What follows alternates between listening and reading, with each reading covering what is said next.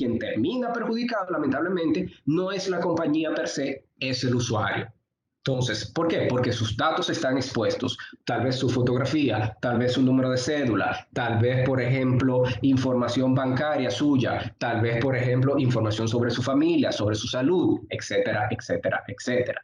Pero entonces, y es que tenemos un gran problema, y es que los retos de regular Internet lamentablemente no son fáciles. Y tenemos que admitirlo. No hay una varita mágica o un switch que yo puedo prender, apagar y ya está resuelto el problema. Un punto muy particular o muy puntual, la pornografía infantil. La pornografía infantil, todo el mundo está de acuerdo en que la pornografía infantil es mala. Es decir, no quiero ni siquiera mencionar, no voy a utilizar me corrijo, no quiero usar el término pornografía infantil, prefiero utilizar el término material de abuso infantil, porque la pornografía implica que el niño tiene la posibilidad de dar consentimiento, lo cual no es cierto. El material de abuso sexual infantil, por ejemplo, era una conducta que prácticamente había desaparecido hasta que llegó el Internet. ¿Y por qué había desaparecido? Porque una persona que tenía esa afinidad necesitaba, por ejemplo, no tenía una manera fácil de conocer a otras personas con esa afinidad, no tenía posibilidad de intercambiar material de una manera, vamos a decir, segura, no tenía, por ejemplo, cierto grado de anonimato. Sin embargo, cuando llega el Internet, pues por supuesto, tengo todas esas posibilidades. Puedo acceder a muchísimos sitios, comunidades de intereses afines, puedo intercambiar grandes cantidades de información, puedo, por ejemplo, o sea, encontrar todo tipo de cosas con unos cuantos clics, si sé dónde buscar. Entonces, independientemente de que la mayoría de los países han tratado de tomar medidas para controlar el material, la difusión y la producción y la distribución y la venta de material de uso sexual infantil, lo cierto es que hoy en día es uno de los delitos más cometidos, no solamente aquí a nivel del país, sino a nivel mundial. Entonces, si nos queremos ir o ponernos un poco más preocupante, entonces tenemos que entender un tema, y es que hoy en día las nuevas tecnologías complican aún más el tema de la regulación. Todo el mundo quiere tener el último teléfono inteligente, el último reloj inteligente, todo el mundo quiere tener el aparato, el Alexa, que tú le hablas, la televisión, que tú le dices ponme YouTube o ponme ¿cómo se llama? El video del teteo, etcétera, etcétera, etcétera. Todos queremos tener esa comodidad. Sin embargo, no nos estamos dando cuenta que toda esa tecnología, toda esa comodidad viene realmente con un trade-off. Y es que todas esas tecnologías de una forma u otra, o sea, están atentos a lo que tú hablas, a lo que tú dices, a lo que tú escribes, a lo que tú buscas, van guardando toda esa información tuya. Entonces, todo eso obviamente lo utilizan con temas mercadológicos, porque básicamente tenemos que ser sinceros, o sea, Facebook es gratis, o Twitter, o Instagram, etcétera, es gratis. ¿Por qué? Porque se nutren de nuestros datos. Y saben realmente, o sea, no sé si ustedes han visto una caricatura muy famosa que está, por ejemplo, ahora no sé si ustedes vieron que WhatsApp va a compartir, por ejemplo, la información con Facebook. Y entonces está una persona en WhatsApp escribiendo, ay, yo tengo que comprar unos tenis nuevos, y está el logo de WhatsApp como susurrándole al de Facebook diciéndole, muéstrale anuncios de tenis, de tenis. Y es básicamente eso. Así es que funciona el comercio en Internet, básicamente. Yo te doy un servicio de gratis, yo utilizo tu información para luego venderte cosas que te pueden interesar de una manera u otra. Y es que esa es una complicación que lamentablemente no se ha resuelto y que muy posiblemente siga siendo por muchos años más, vamos a decir, un pan caliente a nivel de regulación. Y ya que estamos hablando de regulación, pues entonces tenemos que tener en cuenta regulaciones de otros países o de otras regiones que posiblemente puedan tener incidencia en nuestro país. No sé si ustedes han escuchado de lo que se denomina el Reglamento General de Protección de Datos de la Unión Europea. Primero, para contarles rápidamente, el derecho a la protección de datos personales es un derecho fundamental, es decir, un derecho humano inherente a todos y cada uno de nosotros, de que yo tengo derecho a saber quién tiene mi información, para qué la está usando, dónde la consiguió, etcétera, y otra serie de facultades además. Entonces, ese reglamento del año 2016, que se terminó entrando en vigencia en el 2018, básicamente dice lo siguiente: si una compañía, no me importa dónde esté, está tratando, es decir, recopila, hace cualquier uso de datos personales de personas europeas, entonces tú estás obligado frente a este reglamento. ¿Qué significa eso? Que posiblemente nosotros que recibimos una gran cantidad de turistas, por ejemplo, en Punta Cana, muy posiblemente un hotel en Punta Cana que pasa una tarjeta de crédito, por ejemplo, de un español, de un francés, de un holandés, etcétera, pudiera estar sujeto a ese reglamento. Y para no para hacerles, mejor dicho, el cuento corto, el cuento largo corto, ese reglamento tiene unas multas increíblemente severas que van desde millones de euros hasta el 4% de tu facturación anual. Obviamente, esas multas están más bien hechas para los gigantes de Internet, pero no significa que no se pueden, o sea, aplicar a otras, en otros países, en otras jurisdicciones, a otras entidades como tal. Entonces, luego de esta larga introducción, vamos a entrar un poquito en unos cuantos hechos relevantes. Aquí yo le pongo 5 principalmente que entiendo que son en los últimos años los hechos más puntuales a nivel de la ciberseguridad. En primer lugar, en abril del año 2017, hace 4 años, apareció un ransomware llamado WannaCry. Este ransomware básicamente infectó computadoras en más de 150 países, incluyendo máquinas de hospitales, y causó pérdidas por más de 4.000 millones de dólares. 2 meses después sale lo que se conoce como NotPetya, que es básicamente una versión más dañina de WannaCry, en el cual el ataque estuvo más bien dirigido a Ucrania como tal y causó más de 10.000 millones de dólares en pérdidas. De acuerdo a las estadísticas de la Casa Blanca, en el año 2016 se perdieron entre 56 y 109 mil millones en daños generados a la economía por la ciberdelincuencia, y para el 2019 ya habían más de 6.000 brechas o violaciones de datos que involucraban a casi 8.000 millones de datos personales. Y la mala noticia es que esto solamente ha seguido en aumento. Si nos vamos adicionalmente y comentamos incidentes, por ejemplo, de alto alcance, como fue Stuxnet, que fue un virus diseñado por el gobierno de Estados Unidos y de Israel para disrumpir, por ejemplo, la producción de uranio enriquecido, por ejemplo, por Irán, o la interferencia electoral rusa en las elecciones de los Estados Unidos, o incluso el ataque a una planta nuclear, por ejemplo, en la India, entonces sabemos que la ciberseguridad representa o tiene un componente muy importante para la seguridad nacional.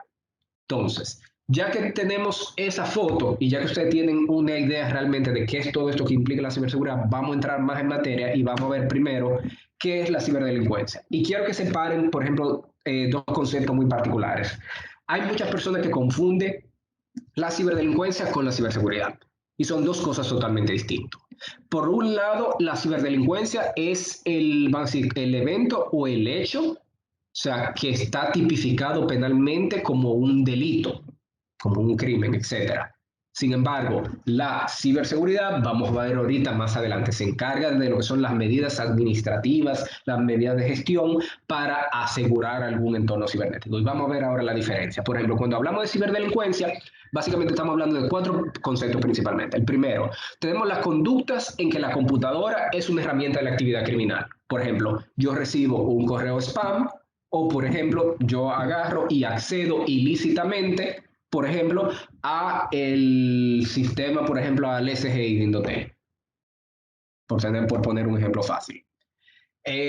Además, ¿qué es la ciberdelincuencia? Son las conductas que el equipo o la red es el objetivo de la delincuencia como tal, como es igualmente el acceso ilícito, como es el malware, es decir, si yo accedo ilícitamente, por ejemplo, a los sistemas del Banco de Reserva y me cambio, por ejemplo, mi balance de 10 pesos a 100.000 pesos, yo estoy accediendo ilícitamente y además estoy haciendo toda una serie de ilícitos, o sea, relacionado a la transferencia ilícita de fondos. El malware es lo que se conoce comúnmente como el software malicioso o los virus, donde básicamente es cualquier programa que básicamente tenga una función no deseada en el equipo de la persona que lo instala. Otra de las concepciones de lo que es la ciberdelincuencia, pues por supuesto son las conductas en las cuales la computadora o la red es el lugar de la actividad criminal. Piensen en el fraude de las telecomunicaciones, muy simple. La llamada de retorno tipo fraudulento, las llamadas 1976, fraudulentas, perdón, no todas las llamadas 1976 son fraudulentas, el desvío de tráfico o el bypass, como se le conoce comúnmente, es decir, yo traigo tráfico de Estados Unidos, de Cuba, de cualquier tercer país, lo traigo por voz sobre IP, lo hago terminar en la red conmutada, es decir, en la red móvil, en la red fija, sin pagar los cargos internacionales. Eso obviamente es un fraude a las prestadoras a nivel nacional y por tanto, perdón, es un delito. Y por último, pero no menos importante, son aquellas conductas, la ciberdelincuencia son aquellas conductas que se ven facilitadas por el uso de las tecnologías. Y aquí tenemos que pensar, por ejemplo, en el phishing, por ejemplo, aquí tenemos que pensar en la pornografía infantil, en el robo de identidad, etcétera, etcétera, etcétera. ¿Okay? Entonces, aclarado qué es la ciberdelincuencia, vamos a ver qué es la ciberseguridad. Y entonces, como yo les comenté, son dos conceptos muy distintos. En primer lugar, vimos que la ciberdelincuencia está enfocada a conductas delictuales que se utilizan a través de redes y sistemas, tienen a redes y sistemas como objeto, se facilitan por el uso de tecnología de información y comunicación, entre otros aspectos. Sin embargo, la ciberseguridad es ese conjunto de herramientas, regulaciones, dispositivos, guías, manejo de riesgos, entrenamiento, mejores prácticas, tecnologías que se utilizan para proteger un entorno cibernético. Y no solamente el entorno, sino también los datos que están en ese entorno cibernético.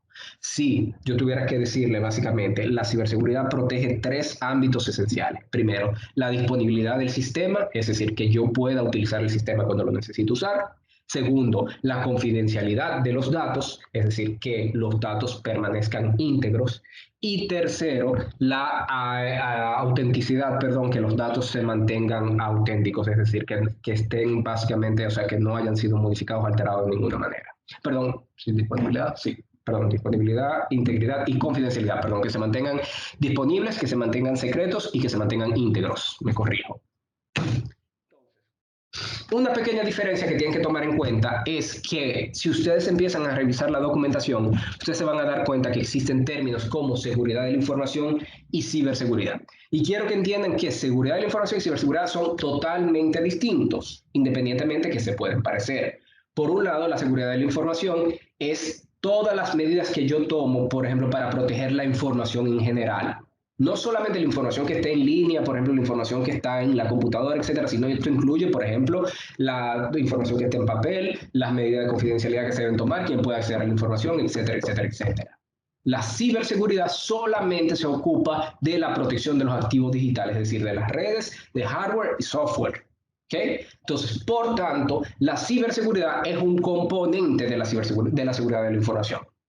¿Okay? Entonces, cuando ustedes vean ambos términos, ustedes van a ver, por ejemplo, si revisan algún tipo de reglamentación, como es el reglamento de seguridad de la información y seguridad cibernética del Banco Central, se van a preguntar por qué ellos hacen esta distinción. Y es básicamente por eso, porque por un lado pretenden asegurar la información y por otro lado pretenden asegurar los sistemas. Entonces, otro concepto que ustedes deben dominar es el concepto de infraestructuras críticas. Y las infraestructuras críticas básicamente son cualquier sistema, red, ya sea físico o virtual, que sean vitales para el desempeño de un país. ¿Por qué? Porque si ese sistema se cae, pues básicamente el desenvolvimiento normal de la sociedad para prácticamente. Tradicionalmente, las infraestructuras críticas están muy asociadas a sectores, por ejemplo, de los servicios públicos, como es, por ejemplo, el suministro de agua, como es la energía eléctrica, como son las telecomunicaciones, como es la salud, el transporte, las finanzas, entre otros. Obviamente, aquí, y yo le puedo ser sincero, hay veces que yo soy un poquito crítico en ese sentido, porque todos sabemos que, y aquí la mayoría, yo tengo, por lo menos por lo que tengo entendido y por la lista de participantes que vi, somos dominicanos, todito hemos crecido aquí, y todo el mundo sabe que cuando se ve el agua, lo primero que hay que hacer es tener o un tinaco, o par de cubeta, o hasta un tanque tapado.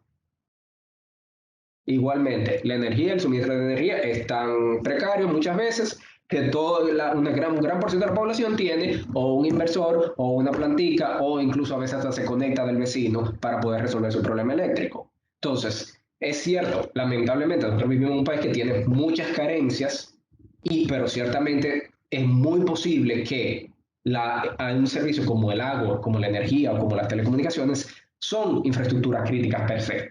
Ojo, vamos a ver ahorita un poquito y vamos a hablar un poquito más de por qué son importantes las infraestructuras críticas, no solamente desde el punto de vista de identificarlas como tal, sino de las obligaciones que se pueden desprender para ellas. ¿Por qué? Porque si, obviamente, si se va la luz, aunque estamos acostumbrados a que se vaya la luz, lo normal debería ser que no se vaya. Y si no estamos cada vez más tratando de migrar hacia esa sociedad de la información, entonces necesitamos de un suministro de energía, de un suministro de telecomunicaciones, necesitamos de todos los servicios básicos para poder desempeñarnos como una sociedad, o sea, como una sociedad, por ejemplo, adecuada.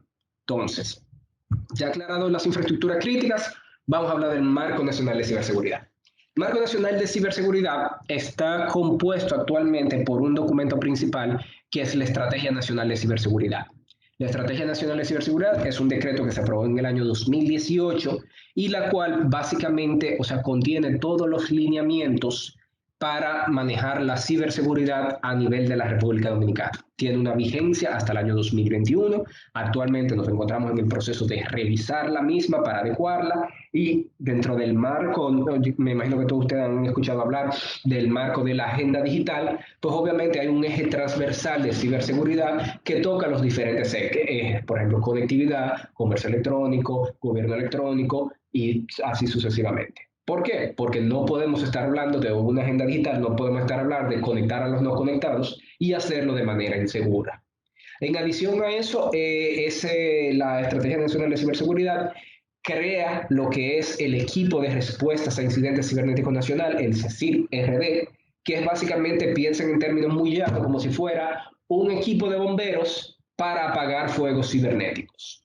Cada vez que hay algún tipo de incidente a nivel nacional, por ejemplo, este equipo tiene las posibilidades, por ejemplo, de asistir no solamente en la prevención, pero también en la gestión y en la recuperación por ejemplo, de cualquier servicio que se vea afectado por una amenaza, por un incidente de ciberseguridad. Y por último, pero no menos importante, la estrategia contempla lo que es un plan de desarrollo de capacidades sobre ciberseguridad para toda la población a nivel nacional. Y cuando hablo para toda la población nacional, estoy hablando desde los niños, por ejemplo, en educación primaria, educación media, educación terciaria, educación profesional e incluso formación, por ejemplo, a nivel de posgrado. Entonces, la idea es eso, la idea es transformar parte del currículum escolar, enfocándonos obviamente en las prioridades de la ciberseguridad. ¿Okay? Entonces, además, por ejemplo, la estrategia crea el Centro Nacional de Ciberseguridad. El Centro Nacional básicamente acoge dentro lo que es el equipo de respuesta, es decir, es como si fuera, piénsenlo como un poquito, si lo estamos comparando con Indotel, por ejemplo, el equipo de respuesta sería similar a una dirección y el Centro Nacional es como si fuera el consejo directivo, básicamente. Ahí ustedes tienen la página web del Centro Nacional de Ciberseguridad, donde tienen una gran cantidad, por ejemplo, de información, por ejemplo, de todo tipo, por ejemplo, desde guías y boletines, donde ustedes pueden ver, por ejemplo, yo sé que es muy común para muchos, me robaron el WhatsApp o me secuestraron mi número de teléfono. Ahí ustedes tienen toda una serie de guías de documentación que le enseñan qué hacer, cómo protegerse. Y son documentos muy cortos, muy enfocados en el usuario, que le pueden dar realmente a ustedes un aporte muy puntual, muy grande, por ejemplo, respecto de si ustedes quieren fortalecerse, por ejemplo, sus capacidades personales en ese sentido. ¿Okay? En adición a eso está el observatorio del Centro Nacional de Ciberseguridad nos va dando información casi en tiempo real de todas las amenazas y ataques que van afectando el ciberespacio de la República Dominicana. Es decir, posiblemente podemos ver de dónde nos están atacando, qué tipo de ataque es, y para también tratar de ver cómo es posible tal vez disuadir o bloquear este tipo de ataques para que no afecte los servicios a nivel nacional. Entonces, para hablarle rápidamente, porque sé que estoy casi pasado de tiempo, rápidamente la Estrategia Nacional de Ciberseguridad tiene 4 pilares. Primero, marco legal y fortalecimiento institucional. El segundo, de protección de infraestructuras críticas. El tercero, de cultura y educación en ciberseguridad. Y el cuarto, de alianzas nacionales e internacionales. ¿Okay? Entonces, vamos a ver un poquito cada uno de esos pilares rápidamente. A nivel del pilar de marco legal, probablemente su nombre es muy explicativo. Y básicamente lo que pretende es que todo el marco legal relacionado a la ciberseguridad de una forma u otra esté actualizado. Esto lo estamos tratando de llevar a cabo ahora por varias de las iniciativas legislativas que ustedes ven acá, como es la actualización de la Ley contra Crímenes y Delitos de Alta Tecnología, la Ley 5307, que toca todos los aspectos de ciberdelincuencia. En adición a eso, actualmente el país se encuentra negociando con el Consejo de Europa la elaboración del segundo protocolo adicional del Convenio de Ciberdelincuencia. Es un tratado internacional a nivel de ciberdelincuencia, del cual República Dominicana es parte desde el año 2013. En ciberseguridad, hace unas semanas, la senadora Farideh Raful sometió una legislación o una ley sobre gestión de la ciberseguridad, la cual debo admitir que tiene muchos aspectos muy interesantes a nivel de lo que es la protección de la infraestructura crítica a nivel nacional. Y por último, pero no menos importante, independientemente de que existe la ley 172.13, en mi opinión es una ley sumamente deficiente en lo que se refiere a la privacidad y la protección de datos, y por tanto se ha solicitado la elaboración de una nueva legislación que obviamente supere esas deficiencias y nos otorgue a nosotros a los dominicanos, o nos reconozca, mejor dicho, mejores y más derechos en lo que se refiere a la protección de nuestra privacidad. ¿Okay? A nivel de la protección de infraestructura crítica, el segundo pilar, pues por supuesto ya yo les hablé de que está operando el C7RD, el equipo de respuesta. Además de eso, se han venido haciendo las tareas de la compilación de las estadísticas para todo el ciberespacio dominicano, de manera tal de poder determinar, por ejemplo, los patrones de ataques que vienen y poder, obviamente, de alguna manera u otra, tratar de minimizar la exposición. Igualmente, no solamente identificar las infraestructuras críticas, pero también hacer alguna especie de análisis de riesgo, saber cuáles de esas infraestructuras críticas, por así decirlo, son realmente críticas. Por ponerle un ejemplo muy sencillo, es posible que en el sector financiero hayan entidades que por su tamaño se consideren, por ejemplo, una infraestructura crítica. Vamos a poner el Banco de Reserva. Yo sé que todos aquí en algún momento u otro hemos ido al Banco de Reserva y nos dicen, ay, que no hay sistema. Ay, no, no te puedo cambiar el cheque, no puedo hacer la transferencia, no hay sistema. ¿Okay? Pero, ¿qué pasa si eso dura por un periodo extenso de tiempo? No se puede transar ningún pago de ningún banco con el Banco de Reserva o con ningún banco a nivel nacional. ¿Cuáles ustedes creen que pudieran ser las pérdidas para la sociedad dominicana? Muy cuantiosas. Entonces, por tanto, no solamente tenemos que saber cuáles son esas infraestructuras críticas, pero también tenemos que saber cuáles son los riesgos que están asociados a las mismas para saber cómo protegerlas de manera adecuada. Y por último, pero no menos importante, la celebración de ejercicios nacionales de ciberseguridad.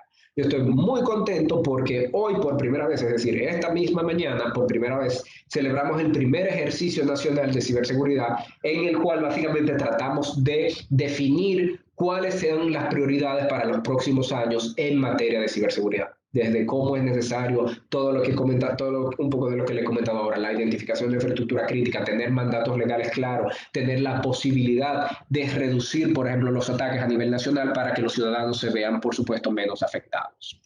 En la parte de educación, cultura y ciberseguridad, o el pilar, básicamente se han estado llevando todo tipo de capacitaciones a nivel nacional, así como ustedes vieron en el portal del Centro Nacional de Ciberseguridad, por ejemplo, todos los boletines informativos, las noticias, los artículos, etcétera.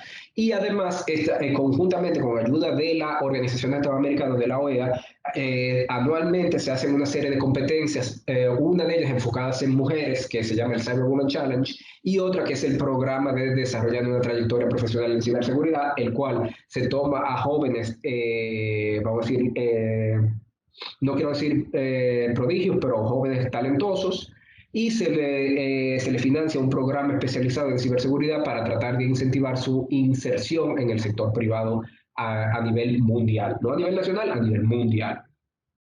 Y una noticia que sí está muy, muy, muy también salida del horno es que desde diciembre, en enero de este año, la República Dominicana fue seleccionada por la Unión Europea para básicamente hospedar lo que es el Centro Regional de Desarrollo de Capacidades Cibernéticas para Latinoamérica y el Caribe, o el LAC4, como se le conoce. Este centro básicamente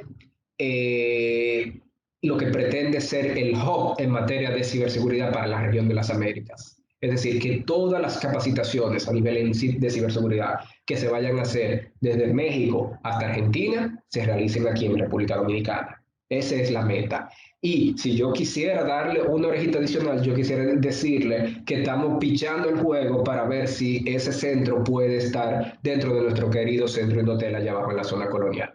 Pongan los dedos, crucen los dedos y veremos a ver si tenemos la posibilidad de que a partir de septiembre tengamos la posibilidad de tener ese centro allá en nuestro querido centro Indotel. Ya para cerrar, en lo que se refiere a alianzas nacionales e internacionales, pues a nivel nacional hemos celebrado toda una serie de acuerdos, tanto con organizaciones relacionadas a la ciberseguridad, como es Shadow Server, como es Team Country, o como es, por ejemplo, el acuerdo con la OEA y el CICTE, asimismo como acuerdos con empresas del sector privado, como es Fortinet y como es Cisco, pero no, en adición a eso, en noviembre del año 2019, la República Dominicana suscribió lo que se conoce como el llamado de París para la seguridad y estabilidad del ciberespacio, que no es nada más que un documento, no quiero decir, es un documento estilo norma no vinculante para los estados, que propugna básicamente que en República Dominicana el Internet se utilice para, vamos a decir, fines educativos, para fines, por ejemplo, que proteja realmente a la ciudadanía, para que evite la ciberdelincuencia y que eviten los ataques a las infraestructuras críticas. Esto ha sido todo de mi parte. Lamento haberle tomado tanto tiempo. Yo había planificado la presentación un poco más corta, pero me extendí. Le pido disculpas. Si tienen preguntas, comentarios, dudas, con gusto las podemos responder. Muchísimas gracias. Sí, pregunta de León. Este es el momento que ustedes me dicen que no se oyó nada, que yo estaba desconectado. No, las preguntas.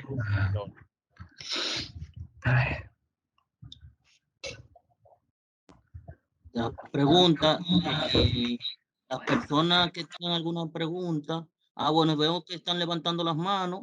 Sujei. Vamos a, sí.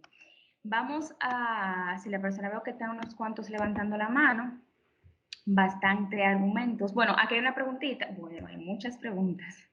Vamos por Carlos. Carlos puede hacer su pregunta. Si puedes activar su micrófono. Vamos, que hola, si no César. Hola. César, una cosa, me encantaron tus slides por el gran contenido de pop culture que tienen. Y la pregunta que te hago es sobre el tema de la ciberseguridad en los móviles. Básicamente nosotros tenemos estas computadoras en los bolsillos y andamos con ellas todo el día. Siento que es más fácil identificar un ataque o que estamos siendo hackeados cuando estamos en una computadora que cuando utilizamos nuestro móvil. ¿Existe alguna manera de nosotros verificar como usuarios cuando nuestro móvil tiene algún tipo de virus o cuando hemos sido hackeados el móvil? Exactamente. Ok, mira, la forma más fácil, bueno, gracias por el comentario en la presentación. Yo sí trato de esforzarme de que la presentación no sea lo suficientemente aburrida para que ustedes se duerman. Pero en cuanto, ciertamente, hay un reto en cuanto a la seguridad móvil, por ejemplo, y vemos que cada vez más, por ejemplo, los usuarios, incluso los usuarios del sistema Android, muchas veces son más vulnerables porque Android utiliza un protocolo totalmente abierto versus iOS de Apple, que tiene, vamos a decir, cierto, un poco más de control respecto de las aplicaciones que suben al App Store de ellos. Entonces, mi recomendación siempre, por ejemplo, o sea, normalmente tú no te vas a dar cuenta de que te hackearon hasta que te hayan hackeado. Esa es la mala noticia. La buena noticia es que tú, por ejemplo, puedes sí tomar, por ejemplo, medidas, por ejemplo, para tratar de salvaguardar, por ejemplo, tu seguridad y tu privacidad. Por ejemplo, yo te mencioné, por ejemplo, el uso de, por ejemplo, antivirus. Hoy en día la mayoría de antivirus ya vienen, por ejemplo, disponibles para móviles. Por ejemplo, yo la licencia de antivirus que tengo, por ejemplo, en mi computadora personal, compré una licencia adicional para también tenerla en mi celular. Y ya con eso tengo cierto grado de... Obviamente, no es infalible. Es un software como cualquier otra cosa. Me puede proteger de algunas amenazas, no necesariamente me va a proteger de todo. Lo único que me va a proteger totalmente de todo es no usar ningún tipo de tecnología y fácilmente ni siquiera si esté totalmente protegido, pero bueno, eso es el mundo en el que vivimos, no podemos cambiarlo de un día a otro. Lo segundo es o sea, o sea, aparte, por ejemplo, utilizar programas como antivirus, tú puedes utilizar, por ejemplo, tus configuraciones, por ejemplo, a nivel de las aplicaciones que tú utilizas, por ejemplo, utilizar configuraciones donde tengas, por ejemplo, mayor control de tu privacidad y de los datos que tú compartes, de manera tal de que tú expongas a nivel de Internet la menos cantidad de información. ¿Por qué? Por ejemplo, en vez de usar, por ejemplo, un buscador como Google, aunque es muy fácil y muy cómodo, utilizar, por ejemplo, otras opciones o de programas que están más enfocados en la privacidad, como es DuckDuckGo. En vez de usar, qué sé yo, Internet Explorer o, ¿cómo es que se llama este? O el mismo Google, por ejemplo, perdón, el Google, no, ay, no, se me olvidó el nombre del navegador de ellos, el Chrome. Utiliza, por ejemplo, tal vez opciones como puede ser Brave, como puede ser Firefox, etcétera, etcétera. Y obviamente lo que decía al principio, herramientas técnicas como utilizar una VPN, utilizar por ejemplo un manejador de contraseñas, siempre te van a ayudar a tener mucho mayor control de tu información, de tus datos personales y obviamente muy posiblemente eviten que tú sufras, por ejemplo, que si sufres algún incidente o algún problema, pues tal vez sea mínimo comparado a si por ejemplo, tú me entiendes, o sea, te infectan por ejemplo tu equipo y se roban toda tu información. Gracias. Gracias, César. Vamos a continuar con Kelvin, con su pregunta. Si yo soy desarrollador de software, ¿puedo trabajar en la industria de las telecomunicaciones? Esa es mi pregunta favorita, Kelly. Muchísimas gracias. No, no solamente si tú eres desarrollador de software, si tú eres cualquier cosa, tú puedes prácticamente trabajar en el área de telecomunicaciones. Yo soy abogado. O sea, yo soy una prueba de que literalmente, o sea, independientemente de que no soy técnico, trabajo en el sector de telecomunicaciones. No solamente en el sector, sino trabajo en el sector de ciberseguridad. Y hoy en día, por ejemplo, y esto se lo doy como dato, por ejemplo, a todos los jóvenes, a todas las personas que están pensando en incursionar en algún tipo de carrera. Hoy en día, incursionar en una carrera en ciberseguridad es uno de los principales boletos a conseguir un trabajo en los próximos años. A nivel de la región de las Américas solamente, no estoy hablando a nivel de República Dominicana, de las Américas enteras, hoy en día hay más de 400.000 vacantes. Es decir, puestos de trabajo que no tienen quien lo llene, no tiene quien lo ocupe y están ahí disponibles. Si nos vamos a nivel mundial, ese número sube a más de 4 millones. Por tanto, el hecho de yo incursionar hoy en día en una carrera relacionada a la ciberseguridad me va a garantizar, ya sea a mí o a mi familia o a la persona que esté incursionando en la misma, la posibilidad de obtener no solamente un trabajo con relativamente buena remuneración, donde los hombres y las mujeres tienen igualdad de beneficios, por ejemplo, y de salarios, y donde, por ejemplo, es un ámbito, tal vez porque a mí me gusta esto, sumamente entretenido, donde nunca hay un día aburrido, donde siempre hay algo que hacer y donde siempre hay un problema que resolver. Entonces, si esa es, por ejemplo, tu ambición, Kelvin, pues con mucho gusto yo te invito a que lo hagas. Gracias. Dania, tienes la oportunidad de hacer tu pregunta.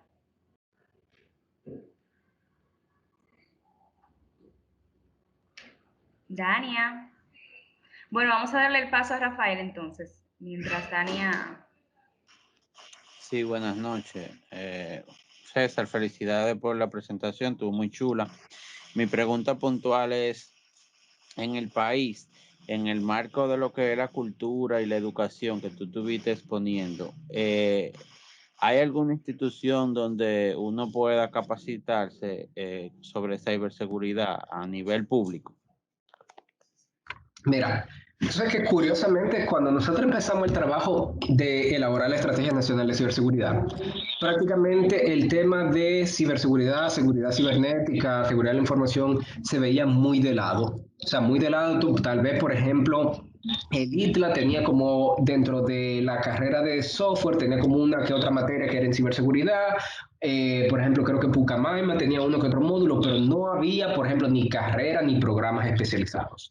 Hoy en día yo te puedo decir que prácticamente desde el 2018 para acá, prácticamente todas las universidades del país tienen una carrera, no solamente carreras, sino programas de posgrado e incluso de máster a nivel de ciberseguridad. Te puedo nombrar, por ejemplo, que yo conozco de mi cabeza ahora mismo, por ejemplo, INTEC, ITLA, Unicaribe, Pucamaima, creo que UNIBE también la tiene, APEC, y no me recuerdo cuál otro se me estará quedando por ahí. Ay, perdón, y la UAS también. O sea que hay ofertas de capacitación. Obviamente también, una cosa que yo siempre les recomiendo a todo el mundo, porque hay muchísima información sumamente buena y puntual. Por ejemplo, yo a una persona que quiere aprender, por ejemplo, y está buscando, por ejemplo, recursos, voy a decir, relativamente accesibles, la Organización de Estados Americanos, la OEA, publica constantemente convocatorias a cursos que se hacen tanto presenciales como en línea, donde tienen excelentes profesionales y capacitadores y donde ustedes pueden aprender, o sea, muchísimo, aparte de obviamente estarse, por ejemplo, codeando con algunos de los mejores expertos en ciberseguridad a nivel de la región.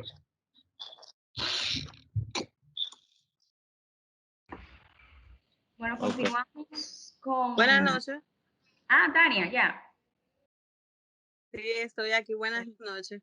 Yo quiero preguntar, a mí me ha tocado trabajar con campañas de ciberseguridad y siempre hemos aconsejado a los usuarios de que de alguna manera hay dos puntos importantes, que es que en los anuncios normalmente que suelen llegar al celular poseen cierta urgencia o una oferta que quizá posee un plazo que se vence, lo cual suele ser atractivo para algunas personas y le dan clic y lo lleva a un enlace que quizá se apodera de su teléfono o de su computadora. Pero ¿cómo nosotros podríamos identificar algunos puntos antes de ser hackeado que podríamos aconsejar a las personas o a los usuarios de que, o sea, no seguirle aquellos enlaces? Porque actualmente, yo no sé si ustedes han visto que hasta en los mismos celulares han llegado algunos mensajes que uno no puede identificar si son de alguna prestadora de que te ganaste un premio o quizá que sigue este enlace que hay una oferta.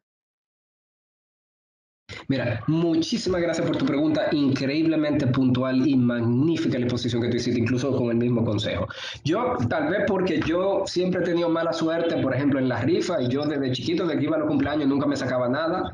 Mi mayor premio fue una pistolita de agua, una vez en un cumpleaños de 7 años, que todavía la recuerdo.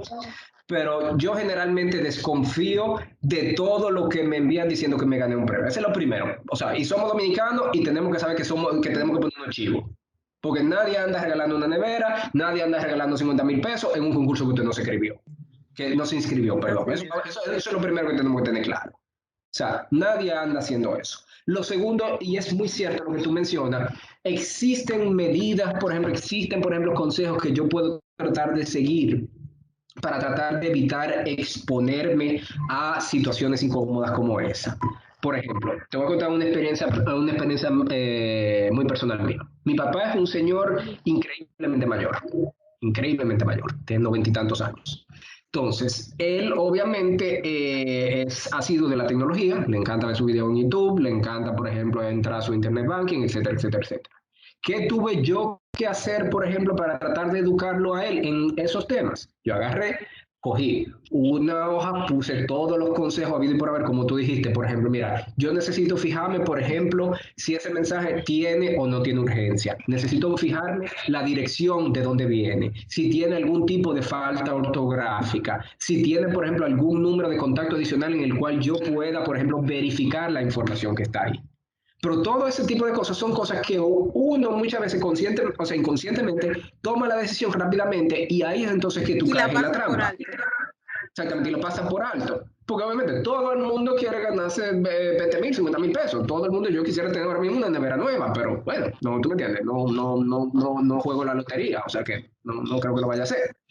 Y aunque la juegue, no sé si me la vaya a ganar como quiera, pero bueno, son todas discusión aparte. Entonces, entonces, esa es la realidad. O sea, la realidad es tratar de ser usuarios concientizados en la mejor manera de lo posible. Mi recomendación, por ejemplo, si ustedes quieren concientizarse a ustedes o a alguna de las personas que ustedes conocen, por ejemplo, todos los boletines y las guías que están en el Centro Nacional de Ciberseguridad, como les decía, están hechos en un lenguaje muy simple, muy llano, que tienen consejos muy útiles que le permiten, por ejemplo, a las personas poder entender cuál es su exposición y cómo poder protegerse en línea. Muchas gracias. Muchas gracias. Bueno, vamos a continuar con Chainer. Chainer, tu pregunta para César. Sí, muy buenas noches a todos. César y a todos los asistentes a este webinar interesantísimo. Más que una pregunta, yo tengo un pequeño aporte. Mi nombre es Cheiner Adames, director jurídico del Ministerio de Economía, Planificación y Desarrollo. Y la verdad es que quiero felicitar la iniciativa de este webinar porque nos inserta en la discusión sobre una problemática actual, un tema de actualidad, como es la Estrategia Nacional de Ciberseguridad, que como ha dicho César, estamos en proceso de revisión, ya que cumple 3 años el decreto del 2018. Y quiero solamente acotar que me llamó mucho la atención la parte del fortalecimiento institucional y el marco legal de esa estrategia que debe ser revisada. Y muy específicamente yo he observado el tema de la dispersión en cuanto a los organismos que tienen que ver tanto con la prevención como con la persecución del delito o la problemática de los ciberataques y la ciberdelincuencia. Hace falta más coordinación interinstitucional entre todos los organismos involucrados para lograr una aplicación efectiva con los resultados esperados de la nueva Estrategia Nacional de Ciberseguridad que estamos abocados a revisar. Y tal y como César lo establecía, hay una serie de infraestructuras críticas que son vulnerables a estos ataques y que su protección dependerá de una buena estrategia nacional de ciberseguridad. De manera que yo felicito nuevamente la iniciativa y la verdad es que es interesante participar en estos encuentros, no solamente entre actores del sector público, sino también del sector privado, que tienen mucho que aportar sobre este tema. Muchas gracias a todos y buenas noches. Me disculpan la extensión. No hay ningún problema. Sheiner, perdón, 2 cosas que yo quiero decir respecto a ti rápidamente. Primero, qué bueno que tú eres del Ministerio de Economía, porque literalmente, y una payola totalmente desinteresada, el Centro Nacional de Ciberseguridad necesita que le aumenten el presupuesto para poder realmente hacer todo lo que tiene que hacer. O sea, que mira a ver si tú puedes mover algo por ahí arriba, porque eso ayudaría muchísimo al tema de esa mejor coordinación. Y también en cuanto al tema de la coordinación, lo que pasa es que obviamente yo no iba a entrar en el detalle de cómo se manejan los diferentes organismos aquí, pero es cierto que aquí hay varios organismos, tanto en la policía, procuraduría, pero lo importante es que a partir de la aprobación de las estrategias, todos están claros básicamente en el rol que tienen que ejercer. Porque una cosa es el rol investigativo que tiene la policía, otra cosa es el rol persecutor que tiene el Ministerio Público, otra cosa es, por ejemplo, el rol de inteligencia que puede jugar, por ejemplo, un organismo como el DNI o como puede jugar, por ejemplo, defensa en aspectos de defensa nacional, etcétera, etcétera. Entonces, ahí es cierto, tú dices, hay varios organismos y de alguna forma u otra todos tienen una patita que ver en el tema, pero sí existe, por ejemplo, hay un marco de coordinación establecido en la misma estrategia que permite tener, obviamente, como todo marco, siempre puede ser mejorado. No, yo no voy a venir a pintarle una panacea de decir que nosotros somos lo último de lo último. Copiado, hermano, copiado. Y estoy total y absolutamente de acuerdo contigo. Hay un tema presupuestario importante al cual hacer frente, pero además también de la coordinación entre las instituciones. Si hacemos esfuerzos dispersos, no lograremos los resultados esperados. Bueno, en la de 11.200, ¿cuánto te dio para dejarte tranquilo? Ok, vamos a continuar con R. Mateo con la pregunta. Si tiene una pregunta o aporte, que tiene la mano levantada. Jorge, entonces. Mateo. Buenas noches. Bueno, ya, ok. Rafael Mateo. ¿Me escuchan? ¿Me escuchan? Sí, Rafael, te escuchamos. La pregunta es, César, de verdad felicidades por la exposición. Mi pregunta es en relación, hablaste de la normativa 53-07, creo. Tiene que ver con la del DICAT, ¿verdad? La pregunta es en relación si han habido ataques de ciberseguridad en el país muy marcado y si han habido condena para los que han cometido el delito, si han habido casos. Escucho. Claro. Mira, en cuanto a ahí, por ejemplo, en cuanto que han habido ataques, o sea, y yo quiero tratar de separar una cosa, por ejemplo, porque el término ataque siempre tiene una connotación, vamos a decir, o sea, de un ataque armamentístico, como se le puede conocer en algunos temas. Muchas veces que estos son por ejemplo, incidentes que son amenazas, que son, por ejemplo, o sea, un término, por ejemplo, que no necesariamente es porque un ataque representa que una persona te está literalmente, o sea, violentando de alguna manera, o sea, te está atacando. Entonces, a mí muchas veces el término ataque tiene una connotación negativa que yo trato de evitar, a menos que tenga información o inteligencia lo suficiente para decir, sí, efectivamente nos están atacando, pero yo trato de evitar, por ejemplo, ese tipo de términos, el primero. En cuanto a que si han habido incidentes que se han judicializado, sí. Desde el DICAT maneja, por ejemplo, las estadísticas de ciberdelincuencia y creo, si no me equivoco, que ellos lo tienen organizada incluso desde el año 2007 hasta la fecha, o sea, actualizada, la van actualizando mensualmente sobre las mayores, por ejemplo, las mayores conductas que se van cometiendo, por ejemplo, y las tasas de resolución. La última que yo la vi, te voy a ser sincero, tengo un par de meses que no la veo, que no he tenido necesidad de consultarla. Aproximadamente creo que el DICAT, por ejemplo, conjuntamente con Procuraduría, tienen una tasa de resolución de casos como de un 70 y pico, 80%. Pero honestamente te digo, ahora mismo no te puedo dar el número a la ciencia cierta porque no, o sea, no lo tengo conmigo. Pero sí, por ejemplo, sí sé que la policía no solamente lo lleva, sino que también obviamente tiene una tasa de resolución, una tasa alta de resolución de casos.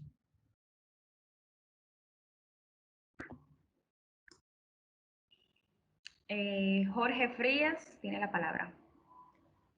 Buenas noches para todos. Más que una pregunta, yo creo que, César, primeramente, has expuesto el tema de manera magistral. Para nosotros, creo que nos vamos a llevar informaciones que nos van a servir para mucho y nos van a servir para compartirlas con los demás. Hay mucha gente que les damos las gracias por entrar al link y poder compartir con nosotros. Sé que estas informaciones ellos las van a seguir llevando a donde los demás. Vamos a servir de conductores para que la gente pueda estar consciente de la importancia de la ciberseguridad en estos tiempos. Creo que todas las instituciones deben de enfocar los esfuerzos en publicar datos como lo que tú nos diste al principio, para que la gente tenga conciencia de lo que está provocando los daños, los crímenes de ciberdelito, ¿tú me entiendes? Entonces, creo que si la gente no sabe, no le da importancia. Ahora, si se publican más datos de cómo van las cosas con la ciberseguridad y qué se necesita, cuáles daños se provocan, la gente tendrá como más motivación de entrar a estos webinars para aprender sobre ciberseguridad y saber que debemos de hacer algo para que mejoremos, todo el público en general, no las instituciones, sino todos. Y realmente, gracias por ese comentario, realmente ese es el propósito. Por ejemplo, el propósito de este tipo de actividad es tratar de crear mayor conciencia, crear esa cultura de ciberseguridad a la cual obviamente todos estamos aspirando, porque todos, y me incluyo, o sea, me incluyo a mí y lo incluyo a todos ustedes, yo estoy casi seguro que todos queremos tener un país más seguro. O sea, todos estamos cansados del nivel de criminalidad, todos estamos cansados, por ejemplo, de los daños que se pueden causar a terceros sin ninguna necesidad. Por tanto, o sea, yo entiendo que todos podemos poner nuestro granito de arena para realmente, o sea, lograr realmente tener un país más ciberseguro. César, una preguntita. ¿Cuáles son los ciberataques más comunes actualmente? Más o menos. Ok, lo que pasa es que eso va a depender, eso varía muchísimo. Por ejemplo, si estamos hablando de muchas veces, por ejemplo, hay una gran cantidad de incidentes, por ejemplo, como puede ser los ataques de denegación de servicios, que es básicamente mandar suficientes solicitudes a un servidor hasta que se canse y básicamente no pueda manejarla y el servicio caiga y no sea. Eso últimamente se está dando bastante. Generalmente eso se utiliza con fines criminales. Por ejemplo, igualmente a nivel internacional también el ransomware, es decir, yo agarro, infecto tu computadora con un virus, la cifro y te pido un rescate. Tú quieres tu información, tú tienes que pagarme tanto dinero. Si no me lo pagas, te quedas con tu información bloqueada o lo empiezo a publicar por ahí. Eso está pasando muy comúnmente, ha pasado mucho allá en Estados Unidos, está pasando aquí también en República Dominicana. Si estamos hablando, por ejemplo, de vamos a decir, incidentes que tienen un carácter penal, por ejemplo, que son, vamos a decir, delitos como tal, por ejemplo, como pueden ser, independientemente que esos lo sean, pero también, por ejemplo, otros, por ejemplo, porque hay muchos de esos incidentes que no necesariamente se reportan. Tengo que ser sincero, por ejemplo, a mí me llega, por ejemplo, mi computadora coge un virus y yo no necesariamente voy a la policía a poner una denuncia.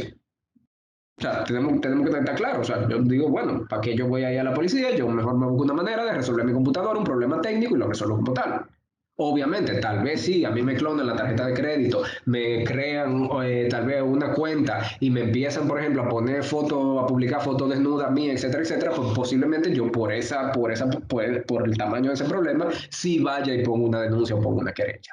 Entonces, en ese caso, la mayoría, por ejemplo, según las estadísticas, las últimas que vi, por ejemplo, las principales que se denuncian, muchas están vinculadas, por ejemplo, a los temas de lo que son los fraudes, por ejemplo, que involucran de alguna manera u otra o dinero o el honor de las personas. ¿Y a qué me refiero con dinero? Por ejemplo, lo que se llama lo que se conoce como el BEC o el Business Email Compromise. Yo me hago pasar, por ejemplo, por un proveedor, vamos a decir, de una compañía grande, le mando un correo de un correo que se parezca y le digo, mira, aquí está la factura que tú metes, hubo un error en la última factura, el dinero tú tienes que depositarlo en esta cuenta.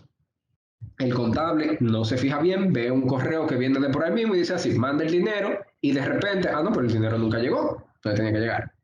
Y ahí entonces empieza un gran problema y tengo que decirle que lamentablemente recuperar ese dinero es muy difícil, por no decir casi imposible. Igualmente vamos a decir, conductas que afectan, por ejemplo, también el área del comercio electrónico, por ejemplo, la venta, por ejemplo, de productos falsificados o productos, yo te anuncio, por ejemplo, un celular de última gama, que sí, ok, cuando te lo mando, te lo entrego, es una caja con una piedra adentro. Eso no es ilógico que pase. Pero también entonces, si nos estamos enfocando en los delitos hacia las personas, por ejemplo, vemos que hay muchas difamaciones, muchas injurias, mucho robo de identidad. Eso yo te diría que a nivel, por ejemplo, entre los principales 5, tú casi siempre vas a encontrar eso.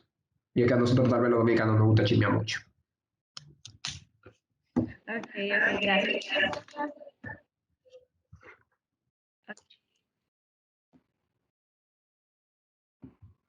¿Cuál es el rol de Indotel? El micrófono está abierto.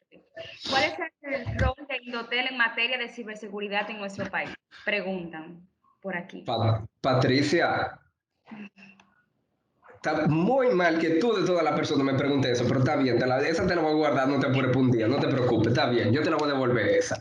Para los que no saben, Patricia trabaja conmigo y me está tirando bola curva a propósito, pero está bien, ahí voy a responder lo mejor que puedo con todas las herramientas que tengo. No te apures, yo te agarro, Patricia. Eso, perdón, para todo lo que está aquí, eso no significa, tengo que hacer el disclaimer legal, que eso no representa ningún tipo de acoso laboral ni nada por el estilo, por si acaso. ¿Okay?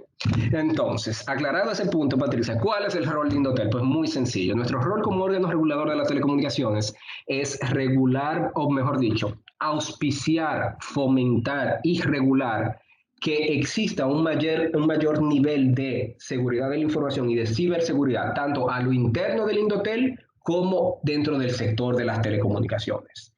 A lo interno del Indotel, porque obviamente nosotros, si somos un órgano regulador y tenemos que regular al sector en un aspecto tan puntual como la ciberseguridad, no tenemos que ser el que dé el ejemplo. Yo no puedo estar pretendiendo regular a una empresa cuando yo tengo básicamente mi casa en fuego. Entonces, por ese lado, en primer lugar, nosotros tenemos que fortalecer nuestra ciberseguridad como institución, como tienen que hacerlo prácticamente todas las instituciones a nivel no solamente del Estado, sino también del sector privado. Y además, como soy un regulador sectorial, entonces tengo que auspiciar porque las empresas del sector de telecomunicaciones tengan una mejor seguridad, tengan una mejor disponibilidad.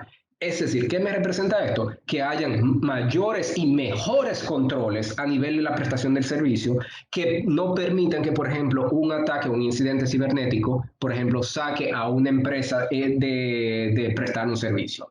¿Por qué? Volviendo al ejemplo de infraestructura crítica, que yo sabía que tenía que recogerlo por algún momento. Como yo le decía al principio, si en mi casa se va la luz, tal vez hay un pozo, tal vez hay una bomba, tal vez hay un tanque, un tinaco, lo que sea. Si se va la luz, tengo hasta una vela. En el mejor de los casos, tengo una planta, un inversor. ¿Y si se va el internet, qué yo hago? No hay un sustituto. Y más si estamos hablando ahora en temas de pandemia, no hay un servicio que pueda sustituir o reemplazar al Internet. Por tanto, yo necesito que las redes de telecomunicaciones sean lo suficientemente resilientes para que puedan realmente soportar cualquier tipo de estrés, de ataque o de amenaza, y que los usuarios sigan teniendo, por ejemplo, el servicio, y más ahora en pandemia cuando estamos todo de manera virtual. Bueno, casi todo de manera virtual.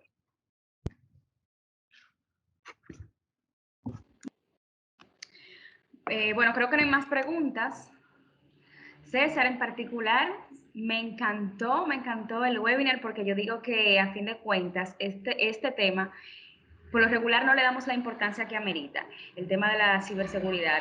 Y más entiendo que debería porque vivimos en la era digital totalmente, estamos sumergidos en lo digital. O sea, entiendo que ese es un tema que debe ser prioritario. Y más ahora por el tema de, a raíz de que ha pasado el tema de la pandemia, ha incrementado lo que es ya muchísimo más lo digital. A mí particularmente me encantó, yo sé que todos los participantes dicen lo mismo, sí, que eres un experto en comercio electrónico y todo lo demás, de verdad que sí, muchísimas gracias. Bueno, César, excelente panel. Gracias, César, fue excelente. Está César ahí, excelente panel. Muchísimas gracias, de verdad, César, excelente. felicidades y feliz resto de la noche. Bueno, chicos, gracias. Le damos una vez más por su disposición y disponibilidad aquí, presencia virtual. Recordarles que mañana tenemos nuestro conversatorio, será en el Centro Indotel. El centro estará transmitiendo a través de las redes sociales bajo el tema la modernización de la Ley General de las Telecomunicaciones. Será a las 10 de la mañana, así que esperamos, pues, sintonicen. Que tengan feliz noche. Ustedes saben, bye.